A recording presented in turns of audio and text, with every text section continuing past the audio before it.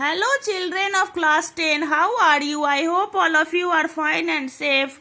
Today I will teach English literature. Name of the book is First Flight. Chapter 4, Annie Frank, Diary of the Young Girl. In last class I taught you about Annie Frank. Today I will teach you what she has written in her diary, an extract of her diary. Writing in a diary is a really strange experience for someone like me. Writing in a diary is really a odd feeling for her. It is an odd feeling for her. Not only because I have never written anything before, but also because it seems to me that later on neither I nor anyone else will be interested in the musings of a 13-year-old schoolgirl. She is telling that it is odd feeling for her not only because she has not written anything before, but also because it would not be interested for anybody. She thinks it would not be interested for anybody because it would be written by 13-year-old schoolgirl. Again she is telling, oh well, it doesn't matter. There is no matter. I feel like writing and I have an even greater need to get all kinds of things off my chest. She feels to write because she has a big need to take out things from her chest. Paper has more patience than people. I thought of this saying on one of those days when I was feeling a little depressed and was sitting at home with my chin in my hands. She was little sad. One day she was feeling little sad and sitting at home. She had put her hands on her chin and then she thought that paper has more patience than people. Why does she say paper has more patience than people? Because people will disclose your secret, but paper will not. People will be angry on you, but paper will not. So it has more patience than people. Bored and listless. She was bored and feeling no energy, wondering whether to stay in or go out. And then she was thinking whether she would stay inside or go out. I finally stayed where I was brooding. Finally she stayed where she was sitting.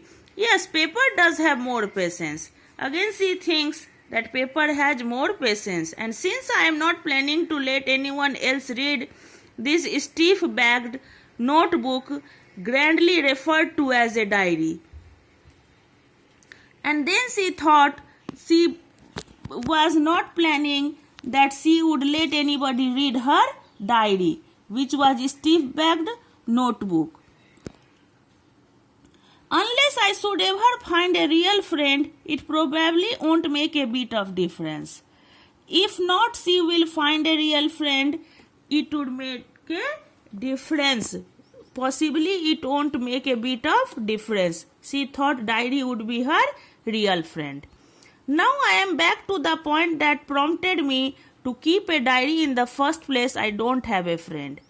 She is telling she doesn't have a friend, so she put diary on the first place to disclose her secret, to take out things from her chest as one does to the friend.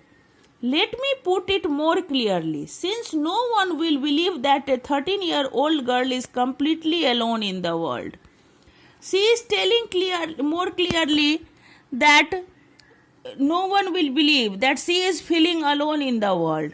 I have loving parents and a 16-year-old sister, and there are about 30 people I can call friends. I have a family, loving aunts, and a good home. No, on the surface I seem to have everything except my true friend. She has loving parents. She has a sister of 16 years.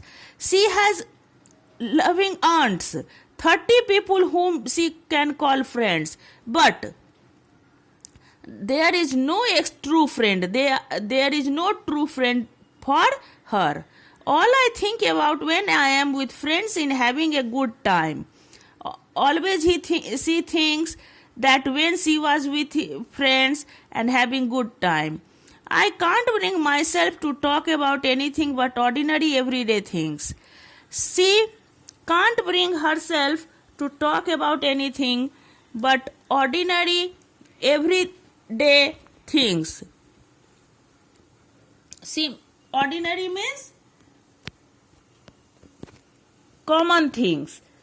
We don't seem to be able to get any closer, and that's the problem. Maybe it's my fault that we don't confide in each other. See, they don't seem to get closer to anybody. That is the problem. And she is telling it may be her fault. That how things are, unfortunately, they are not liable to change. She doesn't confide. Confide means share her